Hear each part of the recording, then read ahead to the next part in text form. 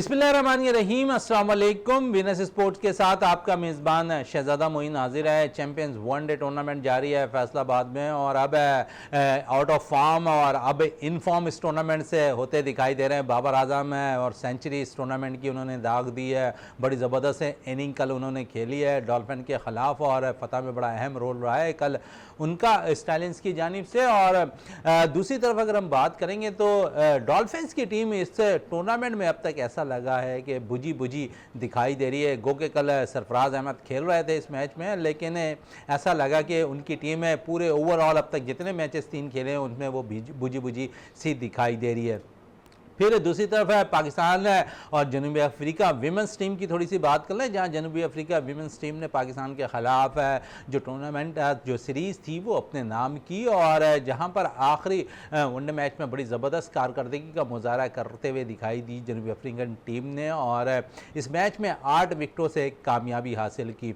और गो के हम हमेशा यही बात करते हैं कि नौजवान खिलाड़ियों को मौका देने की ज़रूरत है और हमने देखा कि इस सीरीज़ के अंदर जो जनूबी अफ्रीका के खिलाफ सीरीज़ खेली गई उसमें पाकिस्तान के चंद नौजवान विमेंस क्रिकेटर्स को मौका फराहम किया गया, एक अच्छा साइन रहा। लेकिन दूसरी तरफ हम आ जाएंगे नेशनल चैंपियंस वनडे टूर्नामेंट पर जहां पर अच्छा मैचेस जारी हैं, उस पर भी बात करेंगे। आज हमारे साथ स्टूडियो पर मौजूद हैं जावेद इकबाल भट्टी साहब, हमारे साथ यहाँ स्टूडियो पर मौजूद हैं।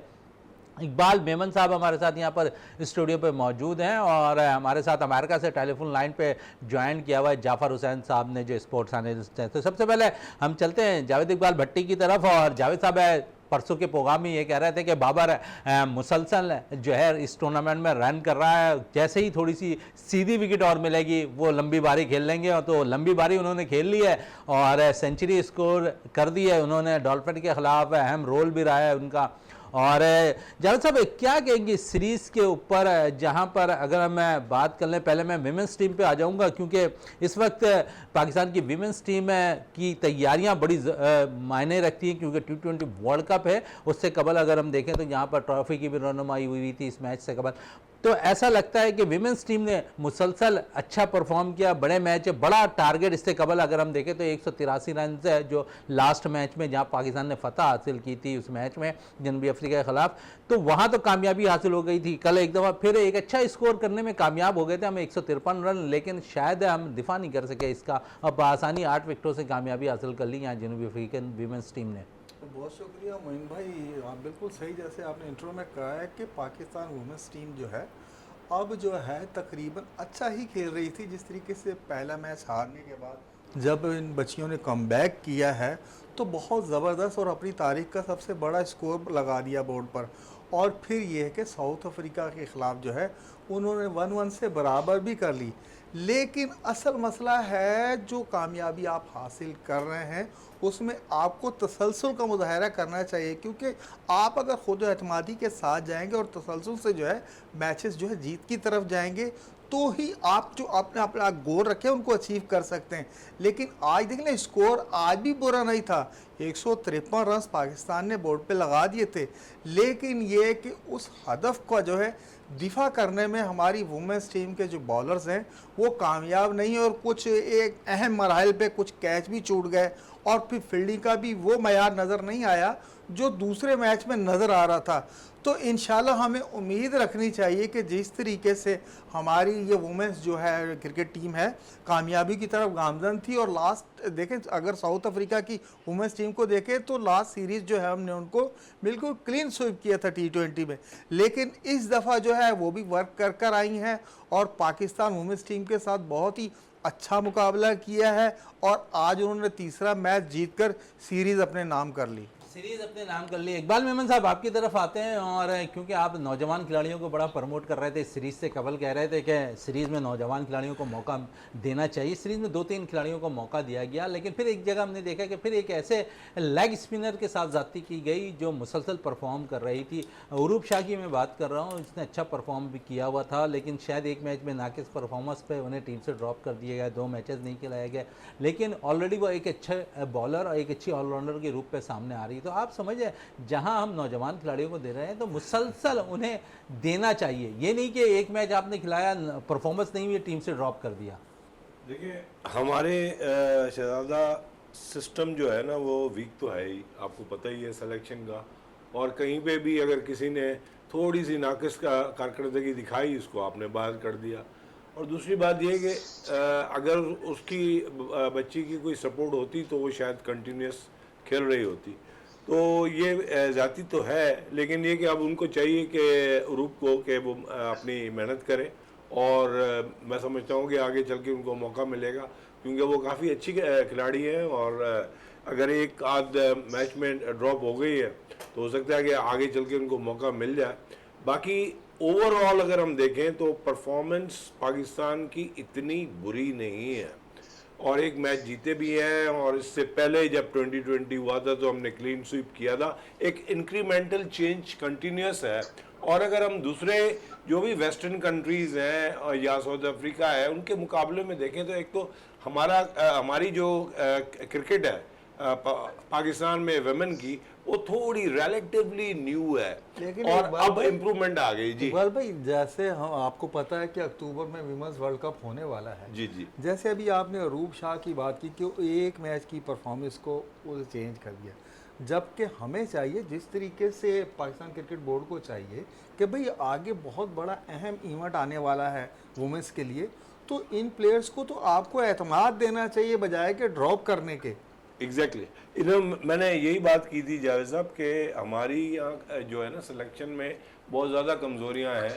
और हमारे पास वल्नरेबल हैं, क्योंकि प्रेशर्स इनके ऊपर आ जाते हैं। तो किसी ना किसी का प्रेशर किसी किसी के लिए आ गया होगा, किसी की पर्ची आ गई होगी तो उसको ड्रॉप कर दिया होगा। चले ड्रॉप कर दिया होगा, और शायद नौजवान खिलाड़ियों की हक तलफी भी होगी। और हमारे साथ इस वक्त टेलीफोन लाइन पे मौजूद है अमेरिका से जाफर हुसैन साहब, स्पोर्ट्स एनालिस्ट हैं, हमारे साथ हमेशा टेलीफोन पे मौजूद रहते हैं। और जाफर साहब से मैं ज़रूर पूछना चाहूँगा, यंग टीम है जाफर साहब वीमेंस की, कुछ सीनियर खिलाड़ियों का भी साथ है। फातिमा सना इस टीम की क़यादत कर रही हैं, इस टूर्नामेंट में अच्छी कारकर्दगी का मुजाहरा भी कर रही हैं। फातिमा सना यंग कप्तान हैं, और थोड़ा सा भरोसा पाकिस्तान टीम के सेलेक्टर्स को, पाकिस्तान मैनेजमेंट को फातिमा सना पे करना चाहिए, उनके मुताबिक टीम ग्राउंड में उतारनी चाहिए। मुझे ऐसा लगता है कि फातिमा सना एज ए कप्तान तो खेल रही हैं, लेकिन ऐसा लगता है कि मैनेजमेंट है उनकी राय लिए बगैर जो है टीम है खिलाती दिखाई दे रही है। क्या कहेंगे जाफर हुसैन साहब? शहजादा मोइन, सबसे पहले तो आपका बहुत शुक्रिया, और मेहमान गिरामी को मेरी तरफ से सलाम पहुंचे, और तमाम आप सबको। ख़ास तौर पे जिस तरीके वुमेंस टीम की बात कर रहे हैं, लास्ट ईयर भी हमारी इस टॉपिक पे बहुत सारी बातें हुई थी कि निदा डार जो है ना वो कप्तान बेहतर नहीं है। और टीम मैनेजमेंट में जो आयशा आलम है, जो टीम के मैनेजर हैं, वो गुज़िश्ता 15 सालों 16 साल से जो है ना वो मैनेजर चलती हुई आ रही, किसी न किसी पोस्ट पे रहती हैं। और उनकी वजह से हमने बाकायदा हमें खिलाड़ियों ने शिकायत भी की है कि वो जो है ना अपना इतना ज़्यादा असर और रसूख रखती हैं, कि वो इतना ज़्यादा टीम में इन्वॉल्व होती हैं कि टीम की कॉम्बिनेशन भी ख़राब होता है, टीम की कारकर्दगी भी ख़राब होती है। तो इस वजह से टीम जो उभर कर सामने नहीं आ रही, जो कि मियारी तौर पे जो है ना वो जिस तरह साउथ अफ्रीकन टीम है, जिस तरह इंडियन टीम है, जिस तरह ऑस्ट्रेलियन टीम है, जो मेन टीम है, उस मियार के मुताबिक क्रिकेट हमारी नहीं हो रही। लेकिन ये बहुत अच्छी तब्दीली है कि कप्तान सना को जो है ना उन्होंने कप्तान बनाया है, और ख़ास तौर पे आप देखेंगे यंग कप्तान है और एनर्जी बहुत ज़्यादा अच्छी है उसमें। मैच लड़ा रही है, लड़ा कर खेल रही है। मकसद ये नहीं है कि इन्हें जीते या हारे, कम से कम ग्राउंड में लड़ते हुए नजर आए। अच्छा, लड़ते हुए नजर आए। जाफर हुसैन साहब, आपकी बात को इंटरप्ट कर रहा हूँ थोड़ा सा, क्योंकि आपने बड़ी अच्छी बात कही, और पहली दफ़ा हमने भी देखा कि एक बड़ा स्कोर पाकिस्तान ने T20 में सबसे बड़ा स्कोर भी जनूबी अफ्रीका जैसी बॉलिंग के खिलाफ स्कोर किया, 183 रन, जिसपे पाकिस्तान को फतह भी नसीब हुई। तो आप देख रहे हैं कि जहां पर वो टीम जो लंबे स्कोर करने की भी अब सलाहियत रख रही है, फिर खुद कप्तान इसमें इन्वॉल्व हो रही हैं, अच्छे लंबी बारी भी खेल रही हैं, फिर साथ साथ आउट भी कर रही हैं, तो थोड़ा सा दबाव तो यहाँ पर फातिमा के ऊपर भी है। क्योंकि आप फातिमा और निदा डार के हवाले से पिछले कई प्रोग्राम्स में कह चुके हैं कि निदा डार को जो है कप्तानी से हटा देना चाहिए, जो एज हो चुकी है उनकी, यकीनन यंग ब्लड को मौका देना चाहिए। और फिर अब फातिमा टीम की क़यादत कर रही हैं, तो जहां यंग ब्लड को मौका दिया जा रहा है, इस सीरीज़ के अंदर हम देख रहे हैं कि थोड़ा सा जो नौजवान खिलाड़ी हैं उनको भी मौका मिल रहा है, लेकिन कुछ खिलाड़ियों के साथ ज़्यादती भी होती दिखाई दे रही है। इस पर आप क्या कहेंगे? यार शहजादा मोइन देखें, अरूप शाह को मौका तो मिलता है ना हर जगह पे, जहाँ भी मौका दिया जाता है उसको मौका मिलता है, वो एक अलग बात है। जिस तरह मैंने पहले आपकी गुफ्तगू में कह दिया कि आयशा अशर जो टीम की मैनेजर जो किसी ना किसी रोल में टीम के साथ होती हैं, उनकी वजह से बड़े मसाइल हैं। टीम की कलेक्शन एक अलग है, टीम को ग्राउंड में उतारती वही खातून है। देखिए हमने पहले भी इतनी दफा बातें की हैं कि जिस तरीके से टीम मैनेजमेंट बनी हुई है, जिस तरीके से लोग खवातीन की उसमें घुस के उसके बाद निकल ही नहीं रहे, क्योंकि चेंजेस बहुत जरूरी होती हैं। जिस तरह आप कप्तान खिलाड़ियों को चेंज कर रहे हैं, इस तरह मैनेजमेंट में भी चेंजेस होनी चाहिए, ताकि टीम के जो है ना, अगर लोग नए लोग आएंगे, नए माइंड के लोग आएंगे, वो टीम को अच्छा चलाएंगे। तो अगर आप एक ही माइंड के लोगों को बिठा के रखेंगे तकरीबन 15-15, 16-16 साल, तो फिर तो ऐसे ही होगा ना, फिर टीम का हशर तो कभी टीम आगे बढ़ नहीं पाएगी। चले टीम आगे नहीं बढ़ पाएगी, इस पर मजीद और भी गुफ्तगू जारी रखेंगे। जावेद इकबाल भट्टी मौजूद हैं और पिछले प्रोग्राम में बाबर आजम के हवाले से कह रहे थे कि सीधी जहां विकेट मिलेगी ये लंबा स्कोर करने की सलाहियत रखते हैं, आउट ऑफ फॉर्म जरूरत है, इस टूर्नामेंट में फॉर्म में आ गए हैं, मुसलसल रन कर रहे हैं और फिर सेंचुरी भी किसी दिन दाग देंगे। और ऐसा ही हुआ, कल उन्होंने डॉल्फिन के खिलाफ सेंचुरी दाग दी और जावेद भाई की बात सच साबित हो गई कि सीधी विकेट, और फिर हमने देखा कि वहां पर बाबर आजम की सेंचुरी। बिल्कुल मोइन भाई, हम और आप बैठ के बात ही कर रहे थे कि बाबर आजम के जब मेरे ख्याल 50-51 हुए थे, तो मैंने कहा आज बाबर की मर्ज़ी की विकेट नज़र आ रही है और बाबर पुराने अपने जो शॉट थे उसने वो शुरू में वो शॉट खेले, और फिर हमने कहा था कि हो सकता है कि आज बाबर आजम 100 करें, क्योंकि काफ़ी अरसा हो गया था परस्तार जो है उनका बैट हवा में लहराता हुआ नहीं देख पाए थे जब वो सेंचुरी के बाद लहराते थे। लेकिन कल बाबर आजम अपनी लौटी हुई फॉर्म में लग रहा है वापस आ रहे हैं, क्योंकि इससे पहले 76 रन की इनिंग्स भी खेल चुके हैं, 45 की भी खेल चुके हैं, और फिर कल 100 करने के बाद तो अब जो उनके एतमाद में और इजाफा आएगा। और इंशाल्लाह मैं ये देख रहा हूँ कि चैम्पियन ट्रॉफी से पहले पहले बाबर आजम पे जो बैड पैच आया होता, इंशाल्लाह वो बहुत जल्द उससे निकलने में कामयाब होंगे। चले निकलने में कामयाब। इकबाल मेमन साहब थोड़ी सी बात, क्योंकि आईसीसी ने अब जो है पाकिस्तान को जो चैंपियन ट्रॉफी हो रही है उसके लिए तसल्ली बख्श मुल्क करार दे दिया है और यहाँ पर अब चैंपियन ट्रॉफी मुनक्किद होगी। एक जो सिक्योरिटी खदशात थे वो अब दूर हो गए। अब आप समझ रहे हैं कि भारत की टीम है जो इससे कबल काफ़ी बातें कर रहे थे कि शायद भारत की टीम पाकिस्तान ना आए चैंपियन ट्रॉफी खेलने, मुख्तलिफ वेन्यूज़ पे खेलने को तरजीह दे, तो ऐसा लग रहा है कि अब ये सारे मामला क्लियर हो गए या अब भी भारत कुछ ना कुछ पंगा डालता हुआ दिखाई देगा? देखिए भारत की तरफ से तो इफ एंड बट्स रहेगा आखिर तक, ठीक है ना। ये तो पॉसिबल ही नहीं है कि वो आईसीसी की बात को जो है ना इतना वो वजन दे दे। लेकिन ये है कि अगर हमारे जो है सियासी पॉलिटिकल जो है वो उस पे बेसिस पे कुछ इम्प्रूवमेंट आ जाए, डिप्लोमेटिक टाइज कुछ इम्प्रूवमेंट आ जाए, तो वो हो सकता है आ जाए। लेकिन ये कि इस वक्त जो है बेगर्स कांट बी चूजर्स वाली कंडीशन है पाकिस्तान की, और इंडिया जो है जिस पोजीशन पे है वो जो चाहे वो कर सकते हैं। तो उनके पास जो है मतलब इफ एंड बट्स आखिर तक रहेंगे शहजादा, और हमें नहीं पता चलेगा आखिर तक कि जब तक वो लैंड नहीं करते और आके खेलते नहीं है तो वो हम इन पे कुछ भी नहीं कर सकते। इंडिया पे एतमाद हम, क्योंकि देखें आप हम जो है कुछ ही पिछले प्रोग्रामों में यही डिस्कस कर रहे थे कि कुछ छोटे छोटे गेम्स में पाकिस्तान ने जीतना शुरू कर दिया तो कुछ टीमों को उन्होंने वीज़ा ही नहीं दिया। तो ये उनकी कंडीशन है, ये उनकी मेंटेलिटी है। तो आप उस माइंडसेट को आप क्या कर सकते हैं? और फिर जब वो पावर में आ जाए, क्रिकेट में वो एक पावरफुल कंट्री है तो वो कुछ भी कर सकते हैं। लेकिन ये कि हालांकि आईसीसी का डिसीजन है, हमें कोशिश यही है कि भाई 70% हमें यकीन है कि वो आएंगे, लेकिन 30% फिर भी जो है हमें शक है, खदशात अभी भी है। इकबाल मेमन साहब कह रहे हैं कि भारतीय टीम में चैंपियन ट्रॉफी ना आने के खदशात अब भी मौजूद हैं। और जाफर हुसैन साहब की तरफ चलते हैं। जाफर साहब बाबर के हवाले से थोड़ी सी बात करेंगे। एक अच्छा फॉर्म में आना खुशाइन चीज़ है, क्योंकि बड़ी सीरीज़ है, इंग्लैंड के खिलाफ हमने खेलनी है। उससे कबल है Babar Azam champions one day tournament में अच्छी फॉर्म में नज़र आ रहे हैं, सेंचुरी भी स्कोर कर दी है। और आप समझ रहे हैं कि बाबर जहाँ पर सीधे विकेटें मिल रही हैं वहाँ पर वो रन करते दिखाई दे रहे हैं। थोड़ी सी पिच अगर डिफरेंट हो जाती है तो बाबर भी थोड़ा सा परेशान होते दिखाई देते हैं। लेकिन आपने थोड़ी सी डोमेस्टिक क्रिकेट खेली, इससे कबल बाबर इतनी लंबी डोमेस्टिक क्रिकेट खेलते दिखाई नहीं दी है, पहली दफ़ा वो डोमेस्टिक क्रिकेट लंबी खेल रहे हैं। तो आप समझिए अगर वो पूरी सीरीज़ यहाँ पर चैंपियन ट्रॉफी खेलेंगे तो एतमाद बहाल होगा, और इंग्लैंड के खिलाफ अब जब टेस्ट सीरीज़ के लिए ग्राउंड में उतरेंगे और बाबर मौजूद होंगे तो बाबर अच्छा फॉर्म में नजर आएंगे। देखिए शहजादा मोइन साहब, मेरा जाविया थोड़ा सा अलग है। मैं अपना अलग इंस्टांस रखता हूँ सोचने का और बोलने का। मुझे ऐसा लग रहा है कि बाबर आजम फॉर्म में नहीं आए, बल्कि बाबर आजम को कॉन्फिडेंस मिला है कि वो टेस्ट टीम के लिए कप्तानी करें, उनके खिलाफ कप्तानी करेंगे पाकिस्तान टीम की। तो मुझे ऐसा लगता है, और खास तौर पे बड़ी ब्रेकिंग न्यूज दे रहे हैं आपके, बाबर आजम टेस्ट टीम की कप्तानी करते दिखाई देंगे, लेकिन अभी तो कुर्रा ऐसा लगता है कि रिजवान के गिर्द घूमता दिखाई दे रहा है। देखिए रिजवान में टेस्ट टीम की कप्तानी मैं नहीं समझता उनको मिले, क्योंकि अगली सीरीज आपकी इंग्लैंड के खिलाफ है और टेस्ट सीरीज है, तो उसमें तो रिजवान को कप्तानी नहीं, अलबत्ता T20 या वनडे में जब होगा तो उसमें शायद उन पे कंसीडर किया जाए। लेकिन अभी तो मुझे ऐसा लग रहा है कि जो तब्दीली दिखाई दे रही है, जो कॉन्फिडेंस दिखाई दिया है बाबर आजम का, वो देखिए बाबर आजम बहुत बड़े प्लेयर हैं। वो किसी भी विकेट पे, जिस तरह बात हो रही है कि सीधी विकेट मिलेगी या टर्निंग विकेट मिलेगी, अब कितनी खराब विकेट थी आप देख लें वर्ल्ड कप में T20 में, और हर विकेट पे वही खड़े हुए थे। तो मकसद ये होता है कि आपकी टीम जो है ना आपके साथ नहीं थी, इस वजह से जो गुज़श्ता शिकस्तें हुई हैं उसकी वजह है। अच्छा, शिकस्तें हुई है तो आपने बाबर के हवाले से कह दिया, और आप कह रहे हैं कि टेस्ट टीम का कप्तान बाबर आजम होता दिखाई दे रहा है, आपको ऐसी उम्मीद की किरण आपको नजर आ रही है।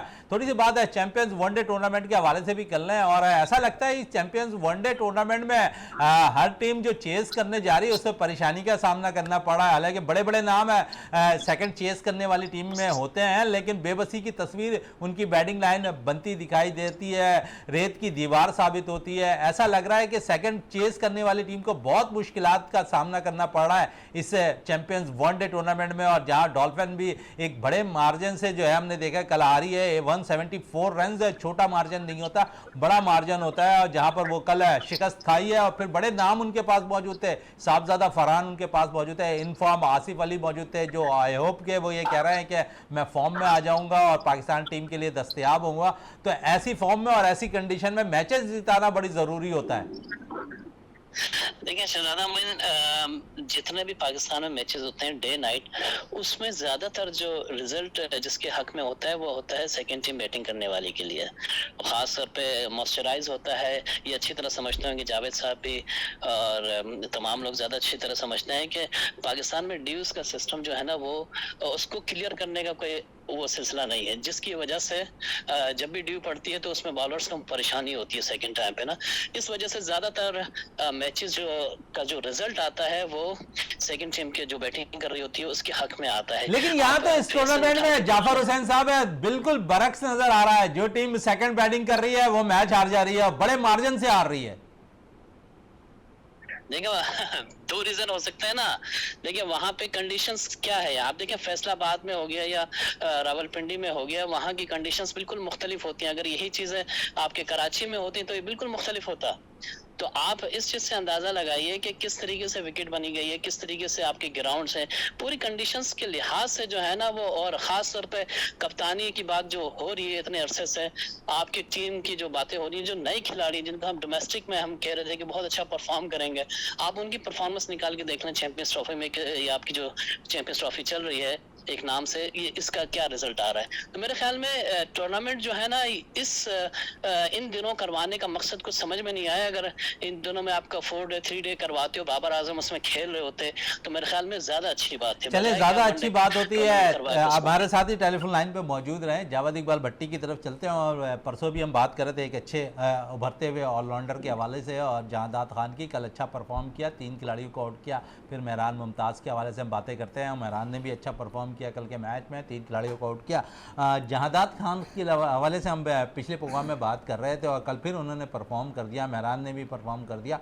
तो प्रेशर आप समझ रहे हैं कि यहाँ पर सेलेक्टर्स को दिखाई दे रहा है कि अब है किसे सेलेक्ट किया जाए चैंपियंस ट्रॉफी के लिए, और जहाँ पर आप कह रहे थे कि यहाँ से पोल बनाया जाए, उन्हीं लड़कों को चैंपियन ट्रॉफी जो हमारी होनी है उसमें एक पोल रखा जाए, अगर उनमें अच्छे लड़के निकल रहे हैं तो फिर उन्हें मौका चैंपियन ट्रॉफी में दिया जाए।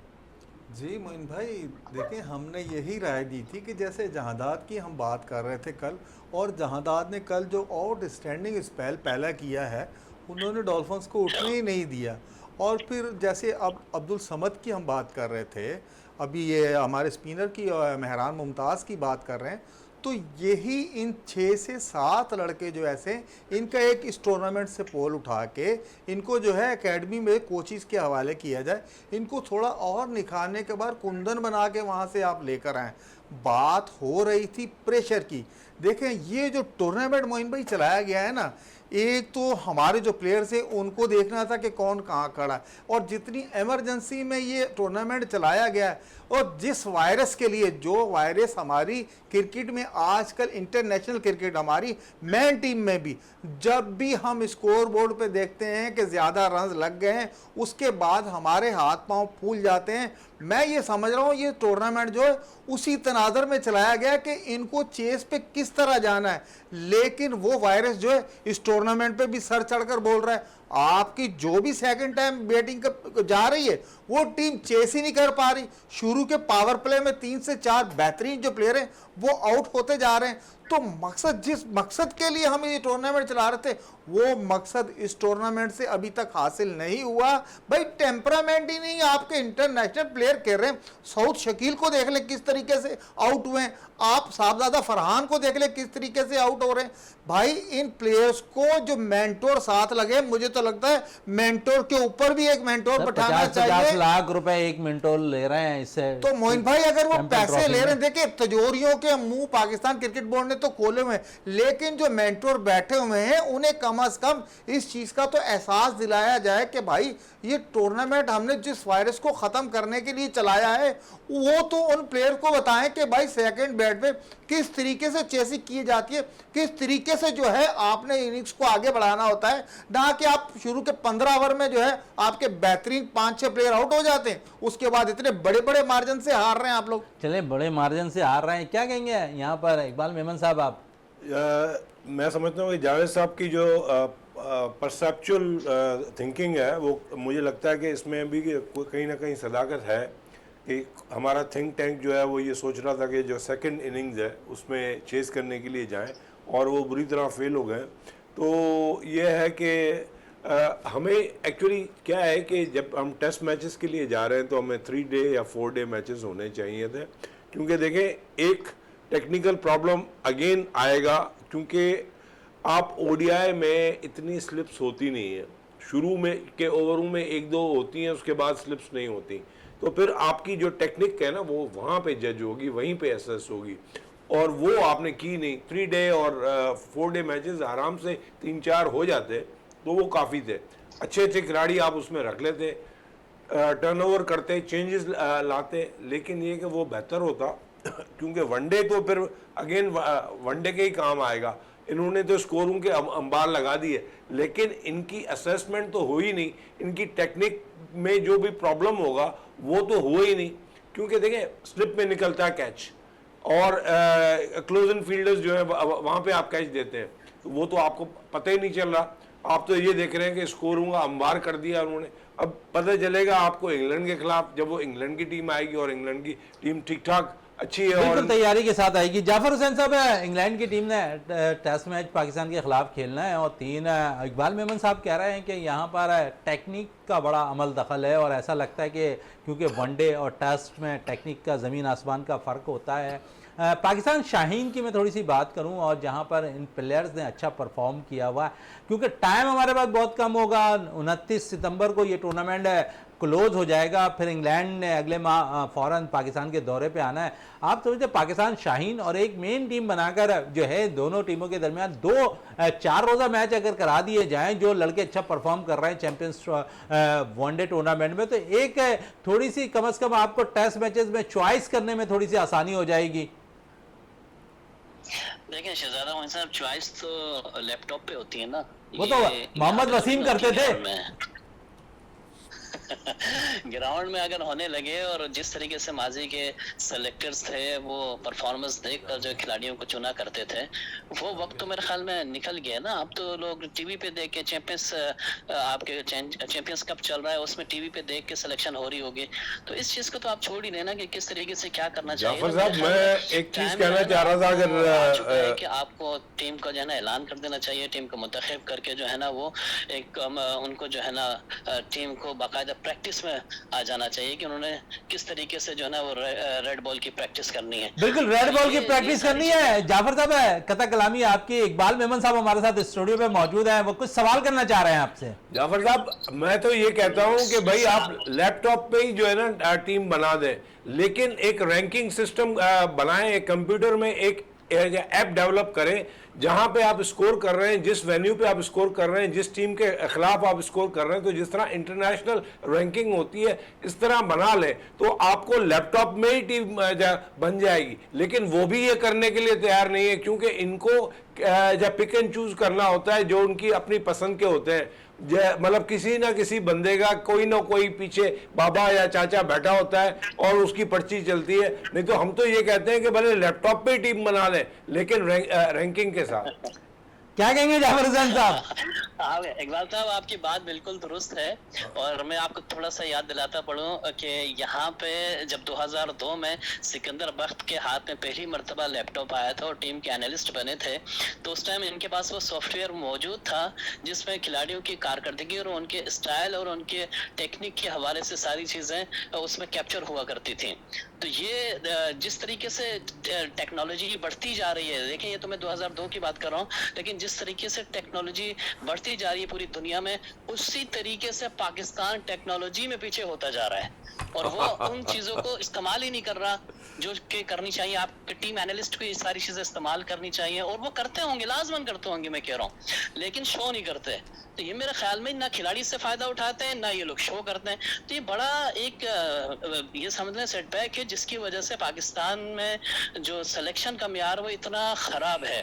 अगर आप सिलेक्शन आप देखें, कितने नौजवान ऐसे खिलाड़ी हैं जो कि पिछले 3-4 साल से परफॉर्मेंस दे रहे हैं डोमेस्टिक में, लेकिन उनको कॉन्फिडेंस नहीं देते। सर जिंदा मिसाल आपकी यही है, कामरान गुलाम है, अभी तक 2 सेंचुरी स्कोर कर चुके हैं इस यहाँ पर चैंपियंस वनडे टूर्नामेंट में, लेकिन पाकिस्तान टीम के साथ जरूर रहता है लेकिन खिलाया नहीं जाता, फिर अचानक टीम से ड्रॉप कर दिया जाता है। वो लड़का डोमेस्टिक में भी रन करता है, पाकिस्तान शाहीन से भी रन करता है, चैंपियंस वनडे टूर्नामेंट में भी रन करता है, लेकिन उस बेचारे के साथ इंसाफ नहीं किया जाता, उन्हें वनडे या टेस्ट कैप नहीं दी जाती। देखिए सबसे दिलचस्प बात तो ये है कि कामरान गुलाम सेंचुरी मार रहे हैं, अपनी मेहनत से मार रहे हैं, लेकिन बाबर आजम ने जिस तरीके से सेंचुरी मारी है उसके पीछे अब एक क्लिप चल भी रहा है सोशल मीडिया पे सरफराज का कि भाई लगे रहो बॉलर्स, लगे रहो, बाबर को 40 ओवर खिलाने, सुकून से काम करो। या आपने अगर क्लिप देखा हो तो आपको अंदाजा हो जाएगा कि हो रहा क्या है चैंपियंस कप में। सर क्लिप में तो एक वो बॉल पे थ्रो करने की भी क्लिप चल रही है जिसपे सेंचुरी बन गई है बाबर की।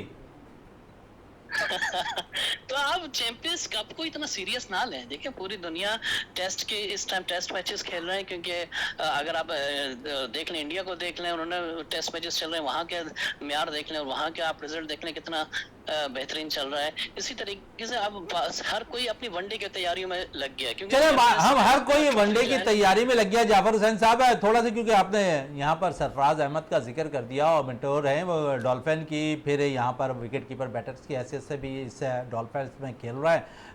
सरफराज का कैरियर कैसा आप देख रहे हैं कि आया कैरियर ख़त्म हो गया या फिर वो खुद नहीं चाहते? क्योंकि शुरू के मैचेस में हमने देखा कि सरफराज डग आउट पे बैठे हुए थे, मेंटोर्स की हैसियत से काम कर रहे थे, फिर स्टालिन्स के खिलाफ जो मैच था वहाँ पर वो टीम के साथ थे। ऐसा लगता है कि सरफराज बैक पे जाते जा रहे हैं आहिस्ता आहिस्ता खुद ही।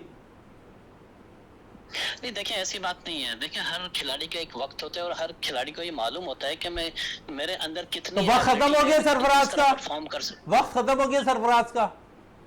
ऐसा कुछ नहीं है। देखिए अभी भी टेस्ट का तो म्यार बाकी है ना, उसमें अभी भी वो टेस्ट के 2 साल तो खेल सकता है।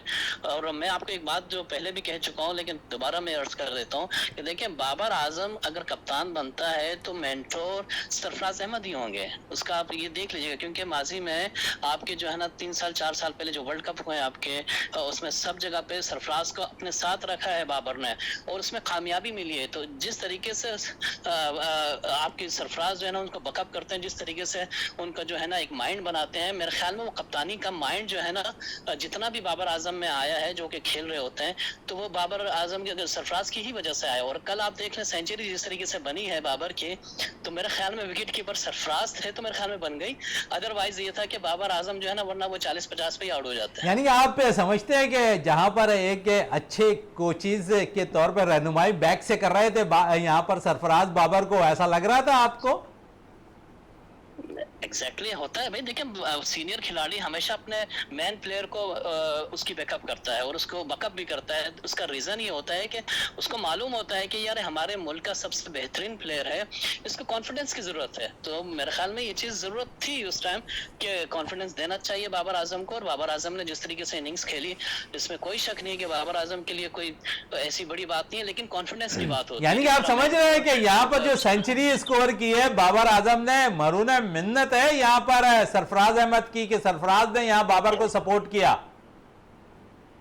नहीं, ऐसी बात नहीं है। देखिए ग्राउंड में हर टीम अपने लिए खेल रही होती है और सरफराज अपनी टीम के लिए खेल रहे हैं, लेकिन मैं आपको खिलाड़ियों की एक मेंटालिटी बता रहा हूँ कि जिस तरीके से खिलाड़ी मैदान में होते हैं उनमें वो फाइटिंग स्पिरिट तो होती है खेल की, लेकिन उनमें एक दूसरे की अहलियत का भी पता होता है कि यार किसको कॉन्फिडेंस की जरूरत है इस मौके पर, तो वो उस तरीके से कॉन्फिडेंस देते हैं। ये नहीं होता कि बल्ला लेके उनको खिलाना शुरू कर देते हैं, सिर्फ और सिर्फ मेंटली जो होता है मेंटली सेट करते हैं कि इस तरीके से ये हो जाए। अच्छा जाफर साहब, बड़ी अच्छी बात आप कह रहे हैं कि यहाँ पर, लेकिन हमारे पास थोड़ी सी, मैं एक चीज इस टूर्नामेंट के हवाले से जरूर पूछना चाहूंगा आपसे, और ऐसा लगता है कि पाकिस्तान के अंदर फास्ट बॉलिंग ऑलराउंडर नहीं आ रहे, क्या वजूहत है? माजी थोड़ा चले जाए हम, अजहर महमूद, रज्जाक, बिलावल भट्टी, अनवर अली, फ़हीम अशरफ, वसीम जूनियर, ये तो आए, लेकिन हम फिर बाद में हमारी तरजीहात में लेफ्ट आर्म स्पिनर्स ज़्यादा हो गए, ऑलराउंडर हम उनमें तलाश करने लगे।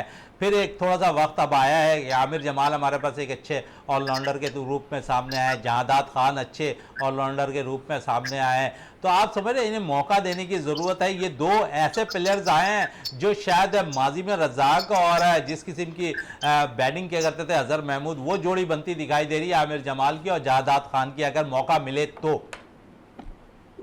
इसमें कोई शक नहीं है। आमिर जमाल ने जिस तरह ऑस्ट्रेलिया में रह के अपने आप को मनवाया, वहाँ पे अगेंस्ट ऑस्ट्रेलिया खेलकर अपने ऑलराउंडर परफॉर्मेंस दिखाई, तो मेरे ख्याल में उनको उसी तरीके से रखना चाहिए था। और जब ये देखें कि जब पाकिस्तान का दौरा किया न्यूजीलैंड ने, जब पाकिस्तान का दौरा किया इंग्लैंड ने, तो आमिर जमाल को आपने पीछे भेज दिया। तो मैं यही बात कर रहा हूँ कि जो आपकी टीम मैनेजमेंट होती है, जो टीम का जो आपके कुछ ऐसे लोग बैठे हुए हैं आपके पीसीबी में जो कि कहते हैं कि भाई हमारे ये प्लेयर्स खेलेंगे। अब आमिर जमाल की परफॉर्मेंस थी टेस्ट में, उसको ऑस्ट्रेलिया में तो आपने खिलाया, ऑस्ट्रेलिया में तो उसने अपनी परफॉर्मेंस दी, जब पाकिस्तान में टेस्ट मैच हुआ न्यूजीलैंड के खिलाफ तो आपने उसको बाहर कर दिया।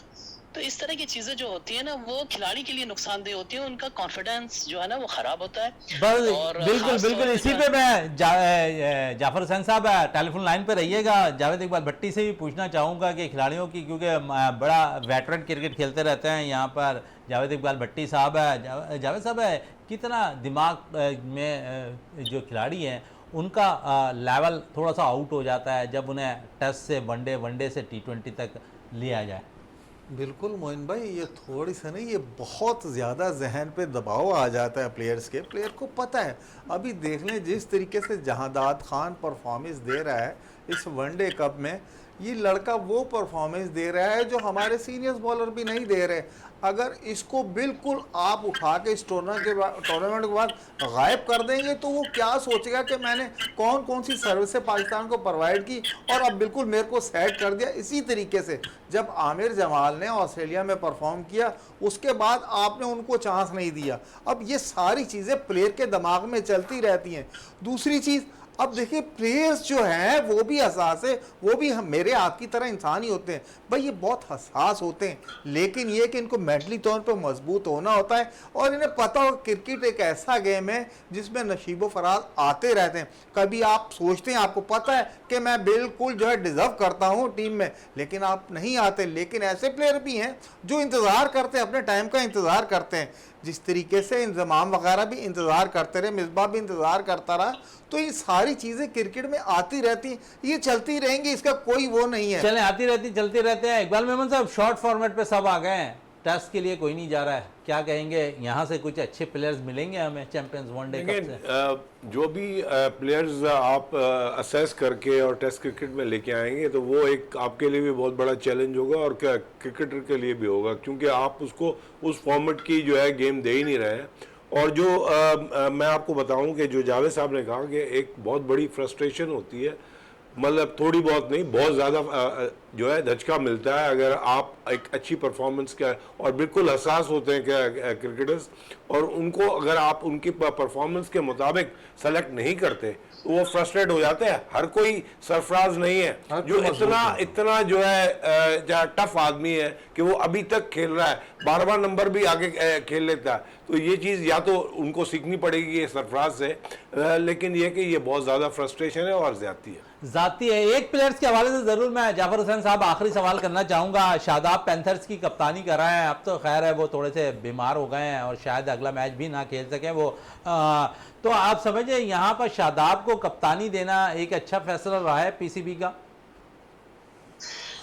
शादाब में इसमें कोई शक नहीं कि अहलियत है, उनकी कप्तानी की भी अहलियत हमने देखी है। आप अच्छी तरह समझते हैं कि जिस तरीके से पीएसएल उन्होंने अपनी टीम को पहुंचाया, अपनी टीम का फतह बनाया, तो आप देख सकते हैं। इसके अलावा देखिए शॉर्ट टर्म के लिए तो ठीक है, लेकिन टेस्ट की कप्तानी तो आपको लाजमन बाबर को या ऐसे सीनियर प्लेयर को देनी पड़ेगी जो कि टीम के साथ मुस्तकिल रहा है। ऐसे में शान मसूद की जगह बन रही है फिर टेस्ट टीम के अंदर, अगर वो कप्तानी से फारिग होते हैं तो?